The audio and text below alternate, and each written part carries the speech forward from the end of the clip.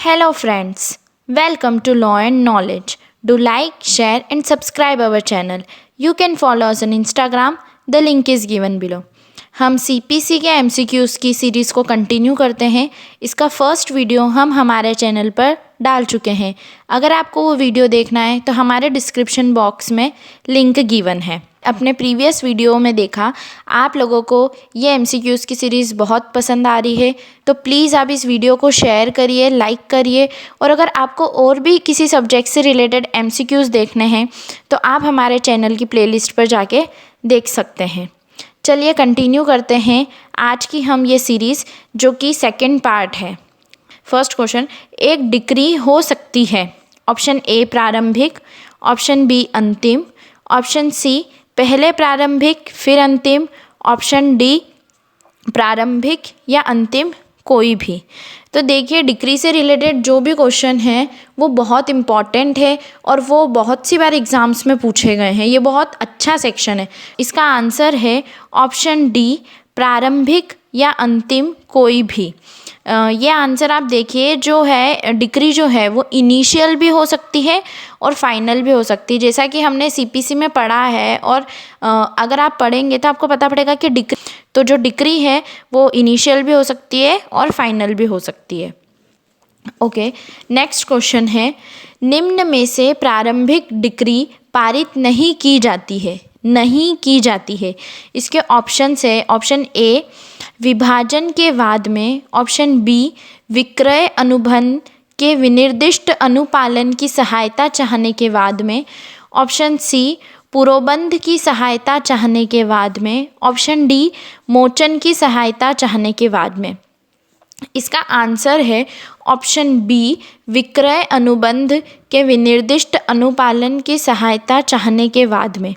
अगर आप इसके आंसर को डिस्क्रिप्शन में देखना चाहेंगे या एक्सप्लेनेशन देखें तो जो ऑर्डर 20 है CPC का, उसके जितने भी रूल दे रखे हैं उसमें आप देखेंगे कि आपको एक पूरी लिस्ट मिल जाएगी कि कौन कौन सी चीज़ें जो है ऑर्डर 20 में प्रारंभिक डिक्री में पारित की जाती है, वो सबकी एक लिस्ट है। अब अगर आप ये ऑर्डर 20 देखेंगे तो आपको इसमें ये ऑप्शन नहीं मिलेगा, विक्रय अनुबंध के विनिर्दिष्ट अनुपालन की सहायता चाहने के बाद में, ये आपको नहीं मिलेगा। तो ये ही है जो प्रारंभिक डिक्री में पारित नहीं की जाती है। ऑर्डर 20 जो है CPC का, उसके जितने भी रूल्स हैं अगर आप उनको पढ़ेंगे तो आपको पता पड़ जाएगा कि ये ऑप्शन बी जो है ये सही आंसर है इस क्वेश्चन का। चलिए नेक्स्ट क्वेश्चन है, डीम्ड डिक्री से अभिप्रेत है? डीम्ड डिक्री से अभिप्रेत मीन्स इंस्पायर्ड है। ऑप्शन ए न्यायालय का अंतिम निर्णय, ऑप्शन बी न्यायालय का अंतिम आदेश, ऑप्शन सी निर्णय का प्रथम पैराग्राफ, ऑप्शन डी निर्णय का अंतिम पैराग्राफ जब तक डिक्री तैयार की जाए। तो इसका आंसर है ऑप्शन बी न्यायालय का अंतिम आदेश। देखिए, इसका भी आंसर अगर आप देखना चाहते हैं तो जो CPC का ऑर्डर 21 है उसका रूल 58 सब सेक्शन 4 में बताया गया है कि जो डीम्ड डिक्री है वो न्यायालय का अंतिम आदेश। देखिए, डीम्ड जो होता है, डीम्ड का मतलब यही होता है कि आप ओरिजिनल की जगह उस चीज़ को एज्यूम कर सकते हो। डीम्ड मतलब आप ओरिजिनल जो जजमेंट आ रहा है उसकी जगह आप इस चीज़ को रख सकते हो। डीम्ड का मतलब ही यही होता है कि किसी एक की जगह हम किसी और को थोड़ी देर के लिए मान सकते हैं। तो वैसे ही है कि न्यायालय का जो अंतिम आदेश होता है वो डीम्ड डिक्री से अभिप्रेत है। ठीक है, next question, which of the following is not an essential element of a decree? Not an essential element. Okay, इसका ऑप्शन ए है formal expression of adjudication, option B conclusive determination of the rights of the parties, option C an adjudication from which an appeal lies as an appeal from an order, option D the adjudication must have been given in a suit.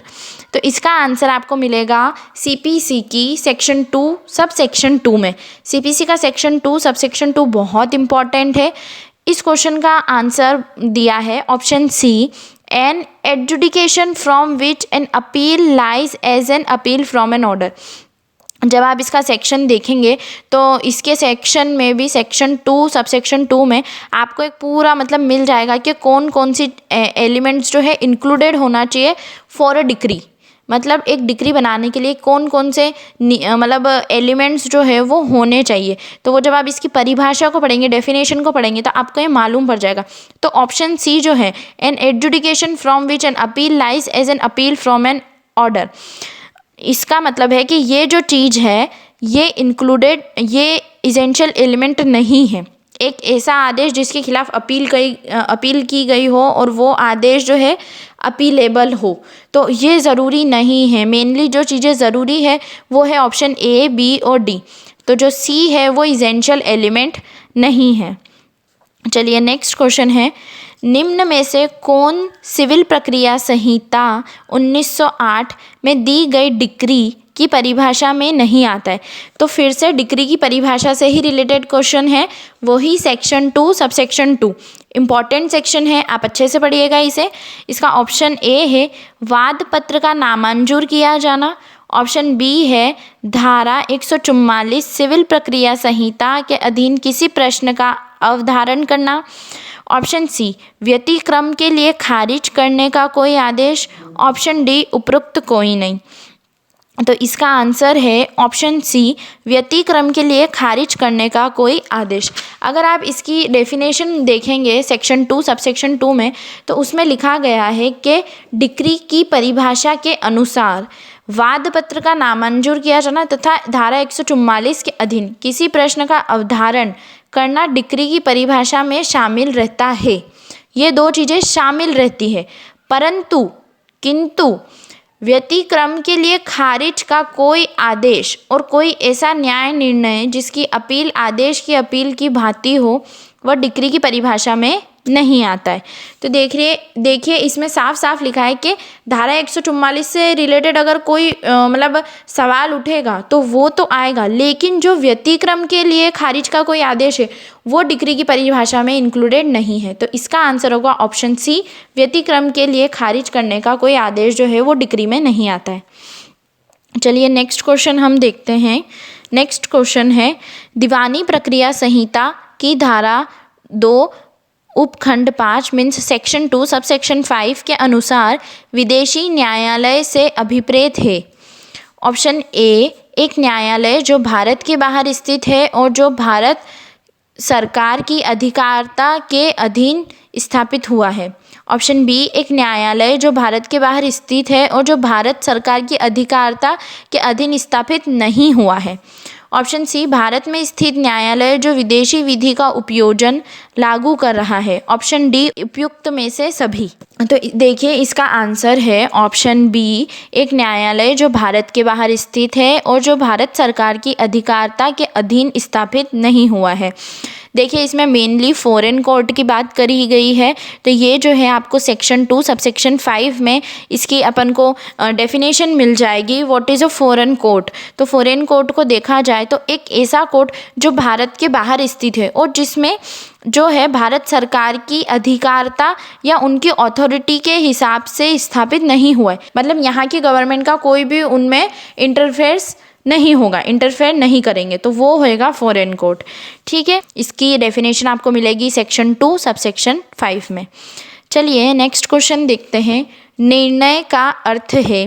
Option A न्यायालय के द्वारा दी गई decree. Option B न्यायालय के द्वारा दिया गया आदेश।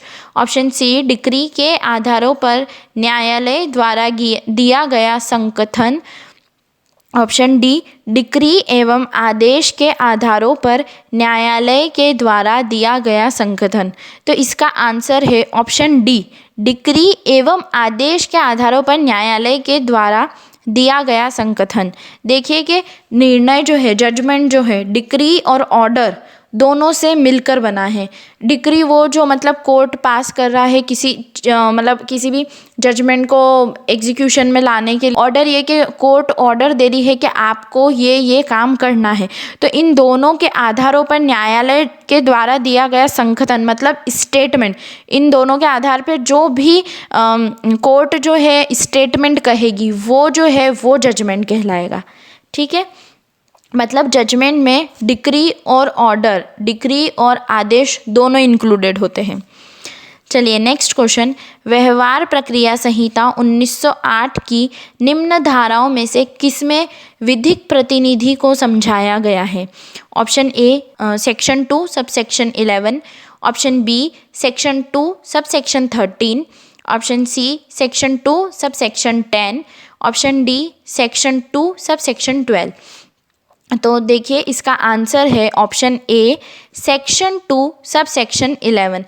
इस सेक्शन में बताया गया है कि विधिक प्रतिनिधि क्या होता है।